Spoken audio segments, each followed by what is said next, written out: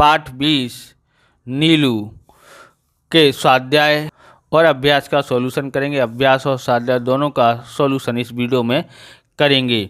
तो पहला प्रश्न है, अभ्यास का निम्नलिखित प्रश्नों के उत्तर दीजिए। पहला है, उत्तरायण में नीलू की माँ किस नाम से पुकारी जाती थी? तो उत्तरायण मतलब ये आप मनाते हो वो नहीं है। उत्तरायण एक जगह का नाम है, वहाँ पर नीलू की माँ किस नाम से पुकारी जाती थी? तो उत्तरायण में नीलू की माँ लूसी के नाम से पुकारी जाती थी, बराबर। वह ये जो है लूसी एक कुतिया का नाम है। ओके। दूसरा है, कौन सा कुत्ता एक ही स्वामित्व को स्वीकार करता है? तो अल्सेशियन कुत्ता एक ही स्वामित्व को स्वीकार करता है। आगे देखते हैं, लूसी की मैत्री किससे हुई? तो लूसी की मैत्री भूटिया कुत्ते से हुई, यानी उससे मिलना जुलना हुआ भूटिया कुत्ते से। ओके। लूसी और भूटिया कुत्ते की क्या विशेषता थी? लूसी और भूटिया कुत्ते में आकृति की वही भिन्नता थी जो एक तराशी हुई सुडौल मूर्ति और अनपढ़ शिलाखंड में होती है, परंतु दुर्दिन के साथी होने के कारण वे सहचर हो गए। पांचवा देखते हैं, बर्फ पर रक्त के पनीले धब्बे कैसे लगते थे? उत्तर है, बर्फ पर रक्त के पनीले धब्बे ऐसे लगते थे मानो किसी बालक की ड्राइंग पुस्तिका के सफ़ेद पृष्ठ पर लाल स्याही की दाबात उलट गई है। यानी क्या हो गया था कि जो बर्फ़ था ना, बर्फ़ पर रक्त के पनीले धब्बे ऐसे लगते थे कि तो रक्त किसका था? तो लूसी के रक्त का था, क्योंकि उसको लग्गड़ भग्गे ने मार कर खा लिया था। तो बर्फ़ पर उसके खून के धब्बे गिर गए थे, तो इसीलिए तो जो खून के धब्बे हैं तो बर्फ़ पर कैसे लग रहे थे? पनीले धब्बे जैसे लगते थे, मानो किसी बालक ने क्या कर दिया हो, ड्राइंग पुस्तिका के ऊपर सफ़ेद पृष्ठ पर लाल स्याही की जो दवात होती है वो उल्टी कर दी गई हो, जैसे पूरी फैला दी गई हो, ऐसा लग रहे थे। छठा है, नीलू का ध्वनि ज्ञान कैसा था? तो नीलू थोड़ी सी आहट पाकर भी समझ जाता था कि कुछ अप्रत्याशित घटना घटी। तो नीलू ये समझ के ये कुतिया नहीं है, नीलू एक क्या है? कुत्ता है। ओके। जो लूसी की क्या थी? लूसी कुतिया का लड़का था, यानी कि समझो पिल्ला था, उसका नाम क्या होगा?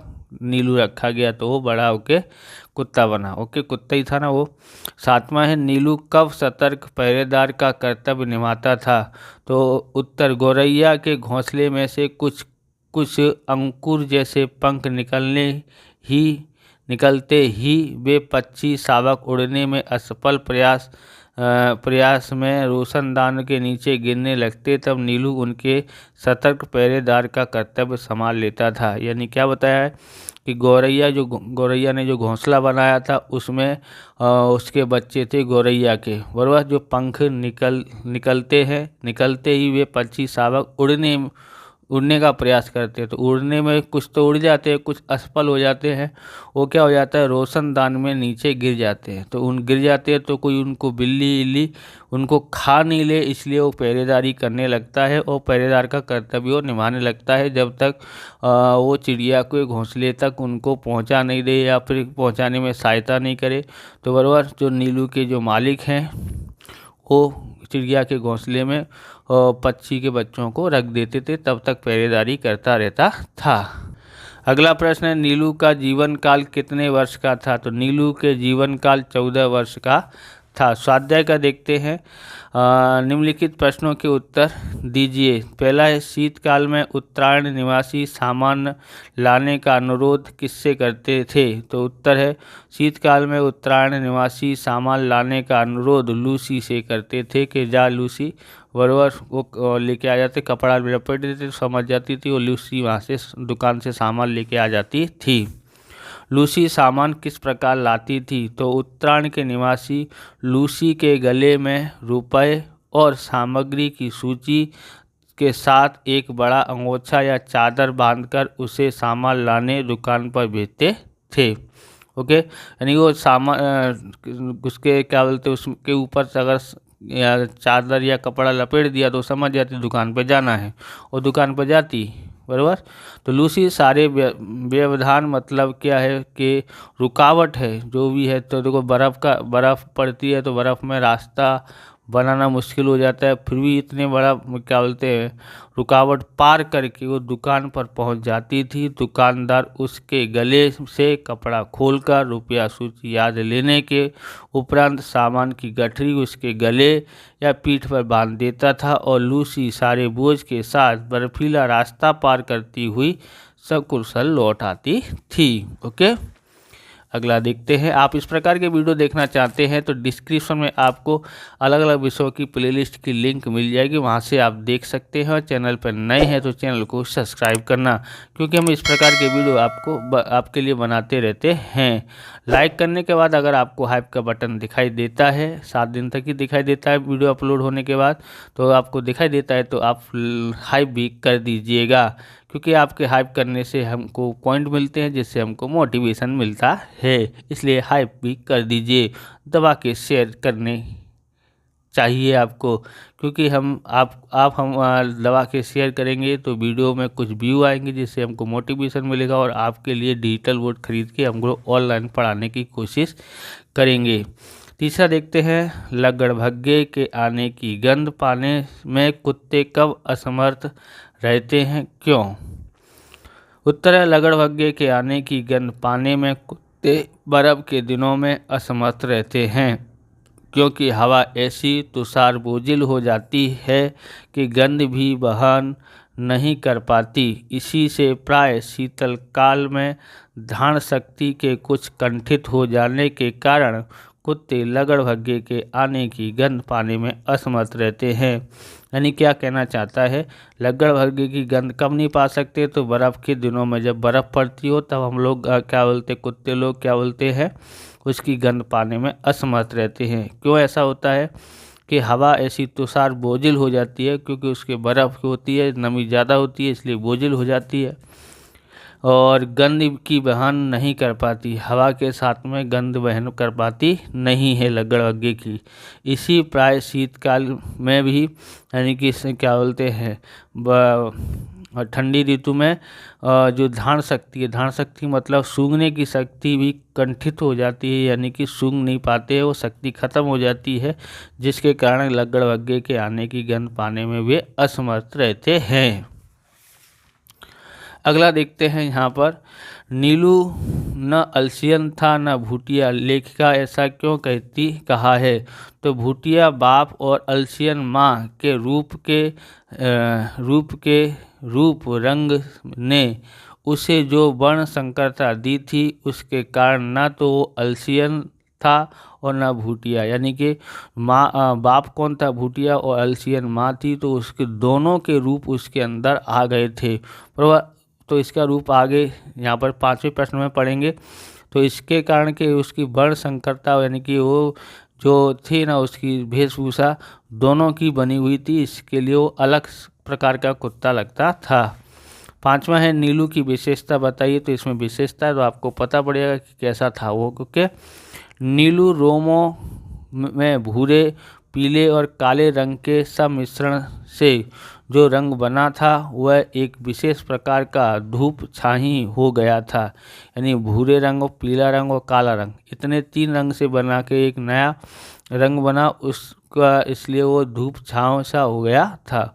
धूप पड़ने पर एक ही झलक मिलती थी, पर धूप पड़ने पर उसकी एक ही झलक मिलती थी, छाँव में दूसरी की, यानी कि धूप में अलग दिखता था, छाँव में अलग दिखता था, और दिन के उजाले में तीसरी, यानी वो तीसरी तरह से, दिन के उजाले में तीसरी तरह से दिखता था। कानों की चौड़ाई और नुकीलेपन में भी कुछ नवीनता थी। सिर ऊपर की ओर था, सिर कहाँ था? ऊपर की ओर। अन्य कुत्तों के सिर से बड़ा था और चौड़ा था, और नीचे लंबोत्तर था, यानी नीचे और कैसा था? लंबा था, पर सुडौल था। पूंछ अलसियन कुत्तों की पूंछ के समान सघन रोमों से प्रयुक्त, पर ऊपर की ओर मुड़ी कुंडलीदार भी थी। तो ये बताया किसके बारे में, पूंछ के बारे में। पैर अल्सियन कुत्ते के पैरों के समान यानी उसके माँ के समान लंबे थे, पर पंजे भूटिए के समान यानी उसके पिता का नाम क्या था, भूटिया कुत्ता था, तो उसके अनुसार उसके क्या थे, समान मजबूत थे। चौड़े और मुड़े नाखून से युक्त थे, उसके जो नाखून थे चौड़े से मुड़े हुए थे। शरीर के ऊपर का भाग चौड़ा पर नीचे का पतले पेट के कारण हल्का और तीव्र था, यानी पेट उसका कैसा था, हल्का था। आंखें न काली थी और न भूरी और न कंजी। इन गोल और काली कोर वाली आंखों का रंग शहद के रंग के समान था, शहद का जो रंग होता है उसके समान था, जो धूप में तरल सुनहला हो जाता था और छाया में जमे हुए मधु सा पारदर्शी लगता था। ओके, आगे देखते हैं। दूसरा, कोष्टक में से सही शब्द चुनकर रिक्त स्थानों की पूर्ति कीजिए। तो ऊंचे पर्वतीय, लूसी, वर्णशंकरता, स्तब्ध, दैन्य और ध्वनि। पहला है नीलू की माँ का नाम खाली जगह था, तो क्या नाम था, लूसी था। दूसरा है शीत ऋतु में लगड़भग्गे खाली जगह अंचल से नीचे उतर आते हैं, तो ऊंचे पर्वतीय, बरोबर, तो खाली जगह में ऊंचे पर्वतीय आता है। तीसरा है सामान्य कुत्ते जो लगड़भग्गे को देखते ही खाली जगह और निर्जीव हो जाते हैं, तो इस क्या आएगा खाली जगह में, स्तब्ध। चौथा है भूटिया बाप और अल्सियन माँ के रूप रंग ने नीलू को खाली जगह दी, तो क्या दी थी, वर्ण संकरता दी थी। कुत्ते भाषा नहीं खाली जगह पहचानते हैं, तो क्या पहचानते हैं, खाली जगह में क्या आएगा, ध्वनि आता है। जीवन के समान नीलू की मृत्यु भी खाली जगह से रहित थी, तो दैन्य रहित थी। आगे देखते हैं, सूचना के अनुसार उत्तर दीजिए। पहला है निम्नलिखित शब्दों के विरोधार्थी शब्द लिखिए। पहला है अपूर्ण, अपूर्ण का होता है पूर्ण। दूसरा है व्यर्थ, क्या होता है सार्थक। तीसरा है तीव्र, का होता है मंद। चौथा है सघन, क्या होता है विस्तरण। पांचवा है सुलभ, दुर्लभ होता है। और छठा है पराजित यानी विजयी होता है। ओके, दूसरा देखते हैं, निम्नलिखित शब्दों के पर्यायवाची शब्द लिखिए। पहला है मार्ग, मार्ग का रास्ता, पथ, राह, मगर, डगर, पंथ, वीथी, बाट होता है। आप इनमें से कोई तीन लिख सकते हैं जो आपको पसंद आए। ओके, हवा, हवा का वायु, पवन, समीर, अनिल, बात, बयार, मारुत, प्रकंपन होता है। तीसरा है माँ, माँ का माता, जननी, अम्मा, अम्भा, जनित्री, प्रसू, धात्री, मैया, मात्र। ओके, मात्र। चौथा होता है रात, रात का होता है पर्यायवाची शब्द रात्रि, निशा, रजनी, यामिनी, विभावरी, तमी, क्षणदा और त्रियामा। घर, घर का होता है गृह, आवास, सदन, निकेतन, भवन, निवासी, आलय और गेह होता है। छठा है बादल, बादल का मेघ, बारिद, नीरद, अबुध, प्रयोधर, घन, जीमूत, बलाहक। सातवां है धरती, धरती का पृथ्वी, भूमि, वसुंधरा, धरा, अवनी, इला, मही, क्षिति, वसुधा और भू भी होता है, भू, खाली भू लिखोगे तो भी चलेगा। आठवां पर्वत, पर्वत का होता है अचल, शेल, गिरी, भूधर, पहाड़, नग, महीधर, अद्री, तुंग और शिखर, इतने होते हैं। देखते हैं चौथा, निम्नलिखित शब्दों को शब्दकोश के क्रम में लिखिए। उत्तरायण यानी देह, स्वामित्व, सकुशल, अनुरोध, सुनहला और अनायास। शब्दकोश के अनुसार मतलब ओलम के अनुसार सबसे पहले कौन आता है, अ आता है, तो अ वाले जितने भी है सबको लिखेंगे। जैसे अ से ये आता है और ये आता है। अब इसमें देखेंगे कि कौन सा पहले आना चाहिए, बरोबर। तो अब ये देखो, ये भी इसके बाद ना है, तो फिर दूसरा शब्द भी देखेंगे अ के बाद ना है, यहाँ भी अ के बाद ना है। अब यहाँ पर उ की मात्रा है, यहाँ पर आ की मात्रा है, तो पहले कौन सी मात्रा आती है, तो आ की मात्रा, इसलिए ये लिखा जाएगा अनायास, फिर आएगा अनुरोध। उसके बाद ओलम में कौन सा अक्षर आता है, इनमें से ऊ आता है, तो इसलिए उत्तरायण। फिर ओलम के अनुसार कौन सा आता है, दे आता है कि स आता है, कि हाँ तो स ही है, यहाँ भी स है, यहाँ भी स है, यहाँ भी स है, तो पहले कौन आएगा, दे आ जाएगा। अब इतने स हैं, उनमें से आपको 1 2 3 इनमें से कौन सा लिखना चाहिए, तो पहला तो सब में स है। ओके, तो हमको फिर दूसरा अक्षर देखने का, तो इसके अंदर वा है, इसके अंदर का है, इसके अंदर ना है, तो पहले ना आता है कि का आता है कि वा आता है, तो पहले आता है का, तो इसलिए सकुशल। फिर ना आता है इसलिए सुनहला, फिर वा आता है इसलिए स्वामित्व। ओके, इस तरह से करना है। 5वां है, इस पाठ में आए 5 तत्सम शब्दों को पहचान कर उनकी सूची बनाइए। तो उत्तर है मार्ग, बराबर। तत्सम शब्द हमको देखना है, तो मार्ग, कर्तव्य, प्राय, तुषार, सामीप्य, संघर्ष, बराबर, दिशा, उष्णता, संघर्ष, उष्णता, धारण, निश्चय, सघन, दुग्ध, पूर्ण। कोई एक आध शब्द डबल बार हो गया तो आप उसको लिखना नहीं, बराबर। इस प्रकार से ये वीडियो पूरा होता है। अगर आपको हमारा वीडियो अच्छा लगे तो लाइक करें, शेयर करें, कमेंट करें। चैनल पर नए, चैनल को सब्सक्राइब करें। मिलते हैं नेक्स्ट वीडियो में। जय हिंद, जय भारत, वंदे मातरम।